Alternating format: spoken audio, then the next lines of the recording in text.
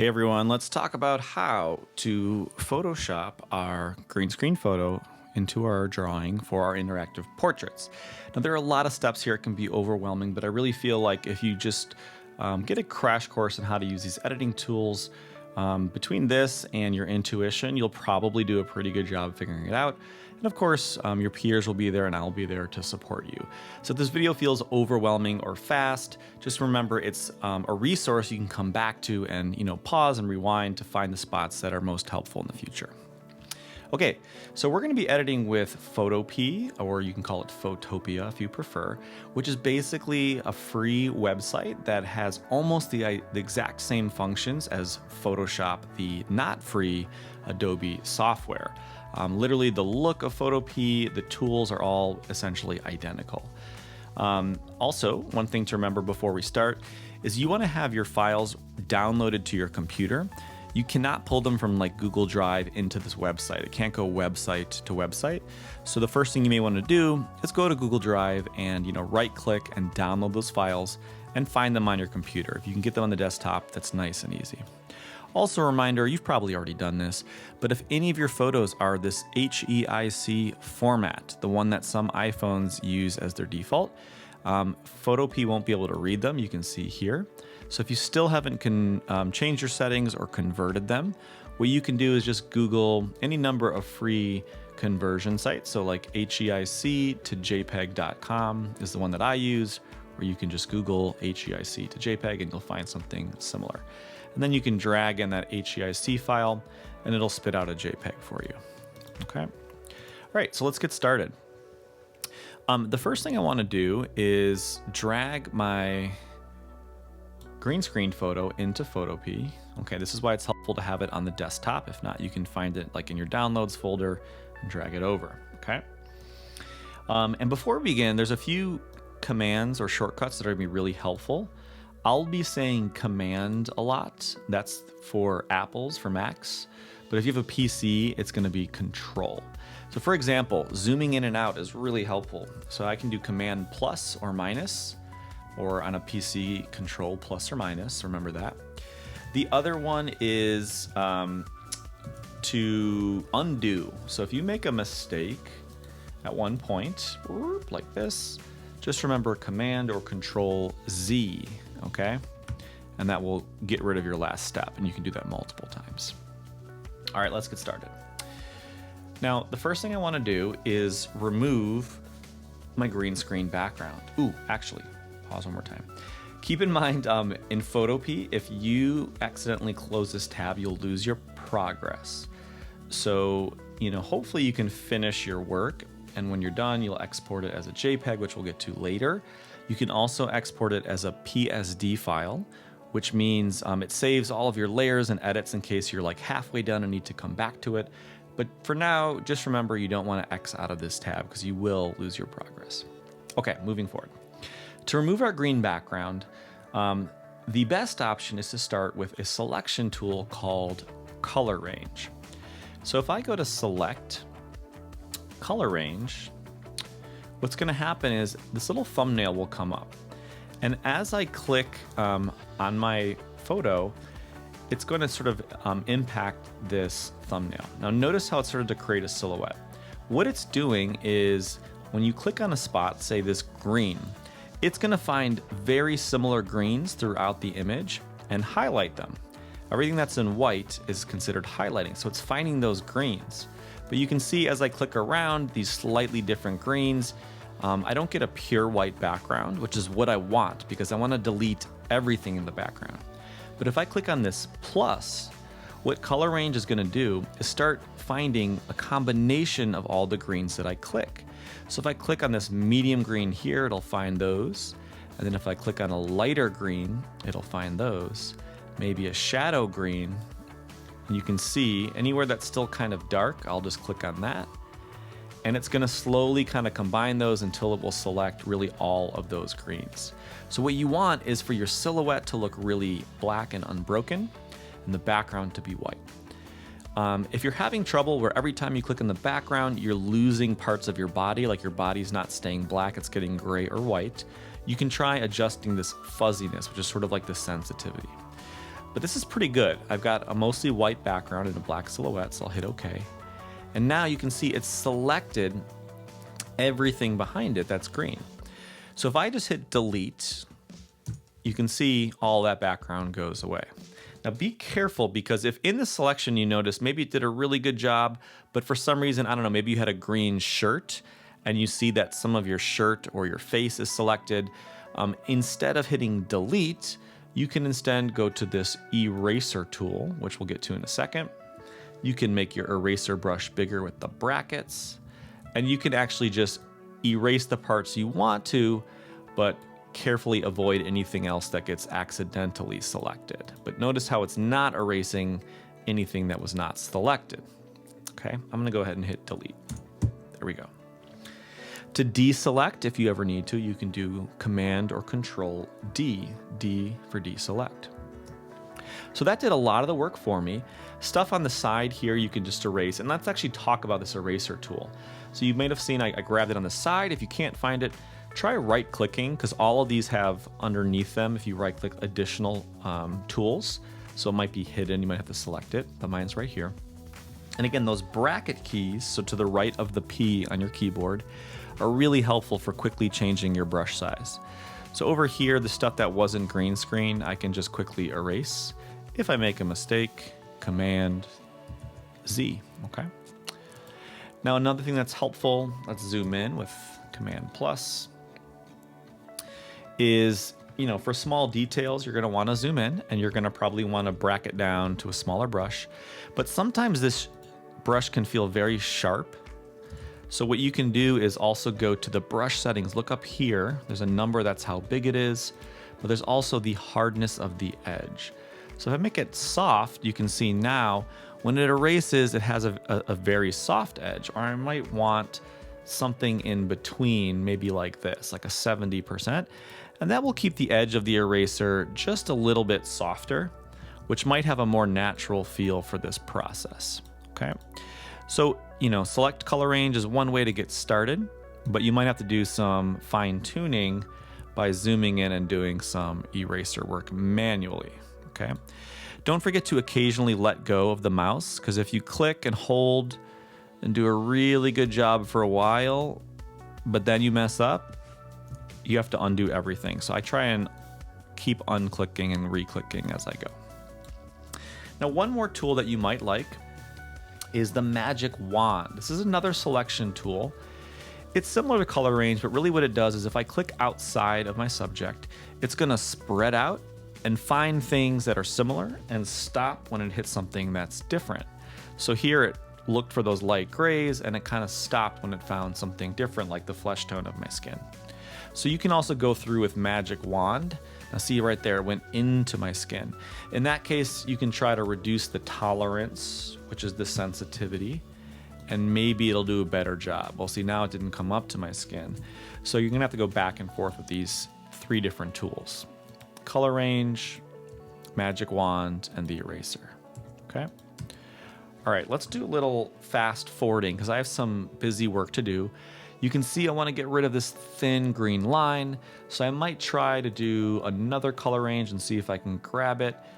Let's see, something like that. But if not, I'll just do some regular old erasing. Okay. All right, let's fast forward.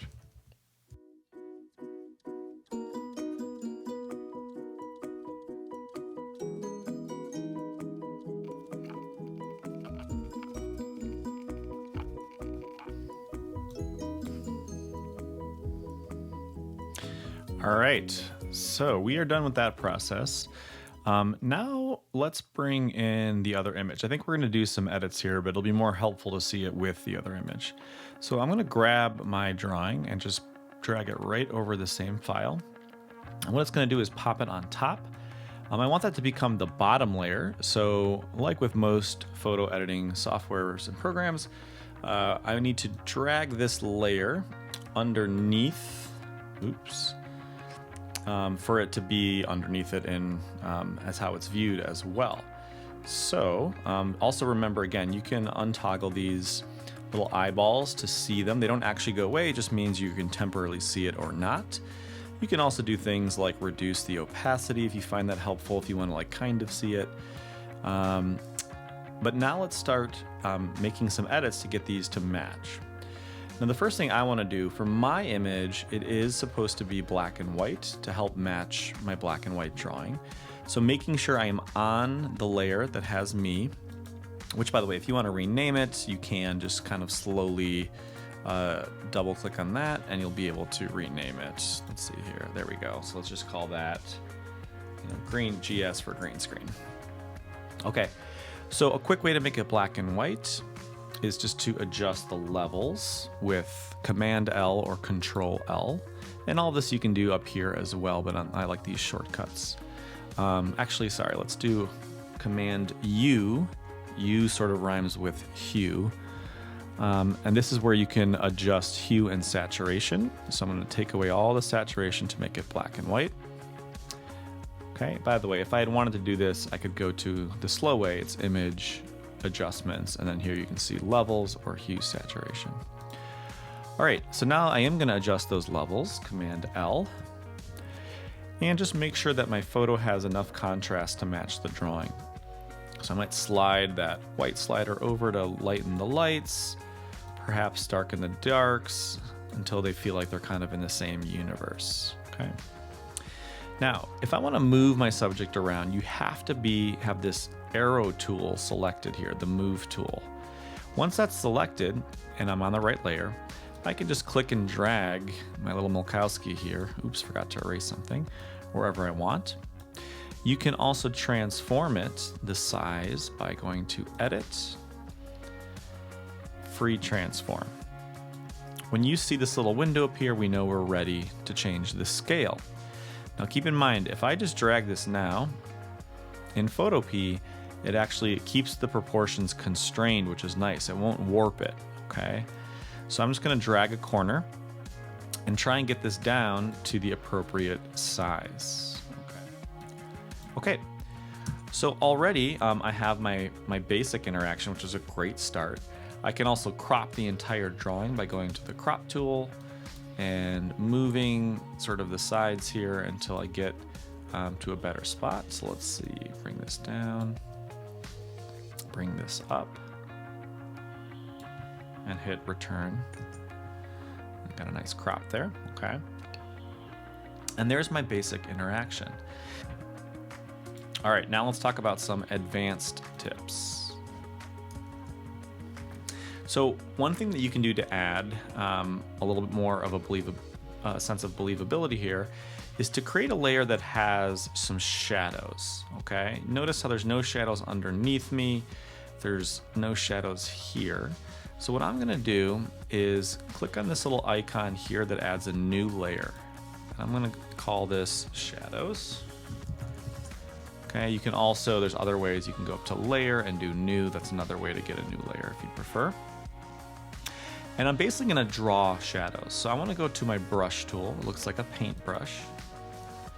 And again, the brush itself can get bigger or smaller with brackets, but I really wanna reduce the opacity. I want my shadows to be very see-through. So I'm gonna bring this opacity down to, I don't know, 15%. You can tinker with these. Now, if I were to go right now, it looks like this color is my current color, which is red. We don't want red. So to change color, you just click on this color swatch, and I'm gonna go ahead to black. Although if you had a colorful drawing and it was, I don't know, brown fur, maybe you'd want to use a dark brown instead of a black. Now, if my opacity was at 100 when I start drawing, it would be really intense. But because I've reduced it, and I think I'm also gonna make my brush really soft. I'm gonna bring this hardness down. It'll be very light and it'll have a very soft edge. And notice the shadows currently, at least for my drawing, is behind me, but in front of the bison. So you can think about, where it makes sense spatially to have this layer. So what I can do here is start by creating some shadows underneath me. Maybe I'll make this a little smaller. Shadows are usually pretty horizontal, so there's not too much of a vertical difference. They also get darker as they get closer to the object. So I might have a very subtle light shadow generally underneath me, but then right next to my shoe, perhaps it'll get a little sharper and darker, okay? And I can do the same thing for my bison. So even that right there starts to make it feel like maybe I'm standing on some sort of ground. You could also take the eraser tool with a nice soft brush and cut into it. Let's see if this is actually soft. There we go. And maybe, you know, if you went too far, you can erase some of it, and it's only going to erase my shadow because that's the layer I'm on. Maybe I'll do some for my bison as well. Let's go here. And again, you know, this can really make or break your drawing, so be cautious. If it feels awkward, you know, undo it. When in doubt, you can keep it more subtle. And maybe I'll erase a little bit of this too. I think I went too tall. Okay. Back to my brush. Maybe some darker shadows near the hooves. Cool. I could also do a shadow at the point of interaction. You have to get a little creative here. So notice my hand is against this bison. So I could, for example, start to lay a shadow. And I don't know if you can see it, but almost like the one that my hand and my arm are casting on to my bison. So I'm going to slowly build this up and maybe fade it out towards the bottom. But this will start to have it feel like there's a bit more of an interaction. I could even, as another example, if I want some of this fur to feel like it's kind of overlapping a little bit, oops. I could go into my hand layer and actually erase small amounts of my hand where I think the fur would be overlapping, if that makes sense. So here, maybe I'll go really small. This might almost feel when I zoom out like there are little bits of fur in front of my hand. And again, this is destructive, which is not ideal, but for what we're doing, I think it's fine to do that. Okay. Destructive meaning, unless I undo this, this hand is permanently erased once I save the file. Okay. So there we go. We've got a pretty good interaction. I've got some fur coming through, a shadow, some shadows on the ground. I think we've done a good job. All right, let's talk about saving our file. Now, if you have time, I recommend saving in two formats. Let's talk about the first one, which is saving as PSD. This is something you're going to have to do if you run out of time and you need to leave the classroom. When you save as a PSD file, this saves all of your layers and edits so that you can continue working in the future. PSD file it's actually the format that you use with Photoshop, and this actually will open in proper Photoshop. But let's say I save it as a PSD, I leave the classroom and maybe come back later. Of course, nothing is saved on the website. I can just drag this PSD file and boom, all of my layers are there. I could continue working. Okay, but once you get past that point, you don't want to submit your PSD as like your final artwork. It's not going to open in most programs. So we of course want a JPEG. So when you're done, you're going to go to Export as JPEG. And make sure when you do this that you choose the highest quality possible. I'm going to hit save, and you can see there we go. It's downloaded. If I were to double click on this, this is the file that I would be turning into Classroom, that I'd be keeping in my digital portfolio. In theory, at this point, if you're not making any changes, you don't need that PSD file, but not a bad thing to keep somewhere if you can. Okay, so there's my JPEG. Everything's done. I'm going to pat myself on the back. All right, adios.